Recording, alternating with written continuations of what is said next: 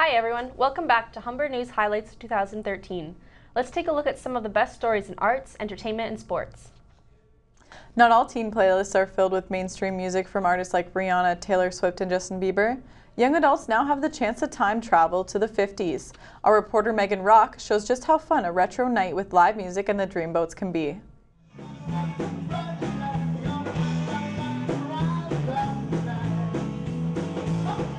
No time machines are needed to be able to enjoy live renditions of the best 50s and 60s music. Every Tuesday in February, Toronto nostalgia band The Dreamboats take residency at the Magpie Tavern on Dundas West. Taking the audience through a blast from the past, the Dreamboats have the energy to accompany the rock and roll songs. Drummer John Marco Fiacconi says why everyone has such a good time with the classics. Why 50s and 60s music? Well, we all shamelessly love 50s and 60s music. And I don't know, it's a good time. You can dance to it. I don't know. Although they're performing what some consider the oldies, the Dreamboats audience is anything but old. Between twist-off competitions and haircuts, the Dreamboats shows are anything but ordinary. They're hoping the twists, turns, and energy they bring to the Magpie will keep them around for many months to come. We're going to try some crazy stuff and get the party going on. Even though the audiences enjoying the shows are not a day over 35, the Dreamboats put on a performance that people at any age can enjoy. A weekly staple in Magpie Tavern's lineup, the Dreamboats are proving that this blast from the past is here to stay. Humber News, Megan Rock. This past February, York University decided to pay homage to their favorite forms of media in an unorthodox way. A student orchestra played various pieces of music that had faculty and students alike full of nostalgia. Lisa Mayer was there as York U helped take the audience down memory lane.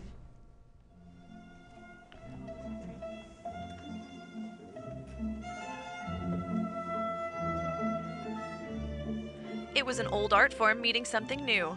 A student orchestra at York University played songs from video games, movies, and television. If I can summarize everything in one word, it'll just be epic. This is the second year that Isaias Garcia has put on the media music concert at York University.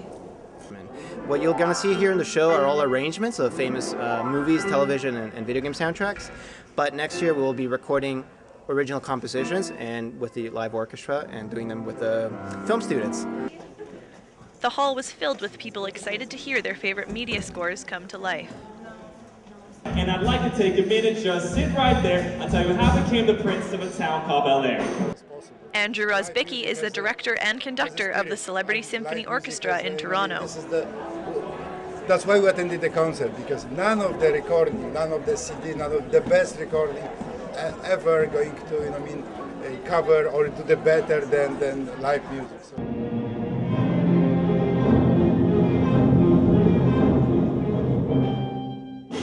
For some, it was a night of childhood reminiscence. I think it's really great.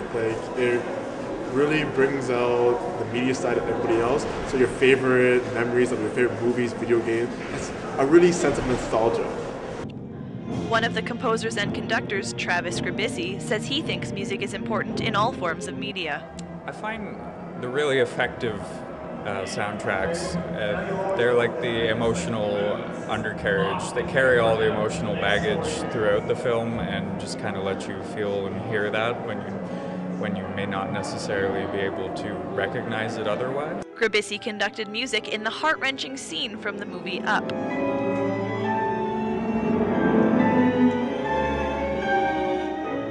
From catchy video game music to nostalgic Disney movie songs, it's easy to see why the concert sold out all 320 seats. Lisa Mayer, Humber News. The determined ladies on the Humber women's volleyball team were on a roll this spring. We caught up with them halfway through their undefeated season. Paolo Serpe has more on the story. Humber's women's volleyball team has dominated the field this season, going 17-0. If they can defeat Niagara tonight, it will mark Humber's third undefeated season. Coach Chris Wilkins is already looking ahead to the OCAA championships as Humber has a bye through the playoffs. He is confident his team can get the job done and live up to expectations. I believe I've got the 14 best players in Ontario, so they'll push each other to be better and be ready for OC for sure.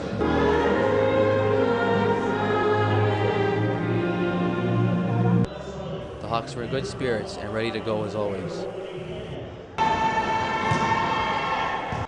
The first set was an open affair though, with back and forth action and strong defense. Niagara was playing aggressively and winning some of the longer rallies. Coach Wilkins was getting frustrated and Humber found themselves down, but not out. I think we're in pretty good shape. There's no team that scares me other than our own team, which sometimes we don't come to play. We don't look as good as we should. Humber recovered to take the set and began to dominate.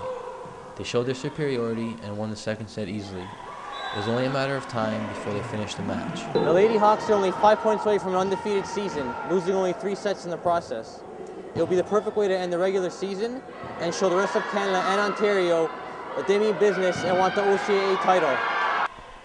With a perfect season practically in hand, Humber middle Nina Carino was thinking of the long break they now had until the OCs. Well, initially on our schedule, we weren't supposed to have practices over the weekend until tomorrow, for tomorrow until Sunday, but we added a few more practices into the schedule to get ready for the OCs, so just working hard. Brooke Kennard delivered the final blow, and Humber's undefeated season was complete. The Ontario National Championships are the next step for Coach Wilkins and his squad. Severe injuries such as concussions are risks athletes take to win and entertain. Earlier this year, one of hockey's finest was in Toronto to discuss the importance of injury prevention in sport. Sean Mohammed has the full story. It was a full house at the TD Bank Center Monday afternoon, with the audience eagerly anticipating the arrival of Hockey Hall of Famer Ken Dryden, who was there to address the challenges surrounding concussions in sports. It's how we play. We need to find different ways of playing. And then the focus becomes, well, you can't do that. That's changing the nature of the game. That's changing the purity of the game. Sidney Crosby and Eric Lindros. These are hockey players that should be famous for their accomplishments in the NHL. However, it's their injuries that have given them a new claim to fame. Crosby recently endorsed an app for smartphones developed by Hockey Canada. Todd Jackson, Senior Manager of Insurance and Member Services for Hockey Canada, was there to tout the success of the new initiative. We've got about 16,000 actual download users right now, and obviously we're moving to increase that number on a daily and monthly basis.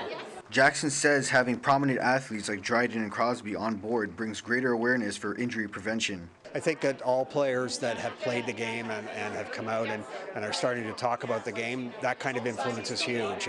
Concussions in hockey have been a hot topic as of late, but that doesn't mean injuries in other sports should be ignored. Justin Kresser is the technical director of the Soccer Club of Toronto, and he believes the safety of athletes begins with proper training. One thing we can do as coaches, I know you're interested in injury prevention, right? So in our warm-up, we do certain exercises that prevent injuries and strengthen, key areas that are prone to injuries, right? Philip Groff, Vice President of Programs for the Parachute Organization, which organized the event, is optimistic about the future of injury prevention. But yes, hockey does bring its own challenges, but it's a game that Canadians love, and I think it's a game where we can really make a difference and allow people to enjoy their love of the game, playing hard, but playing by the rules and playing with respect so that they can play injury-free. Parachute is expected to launch more resources over the coming months, including courses for teachers in Toronto on how to deal with this issue. Sean Mohammed, Humber News. Thanks, Sean. That concludes our Best of show for Humber Highlights of 2013. I'm Natalie Hanneman. And I'm Ashley Mills. Humber News is written and produced by journalism students at the North Campus. You can also catch us on YouTube. We'll see you next year.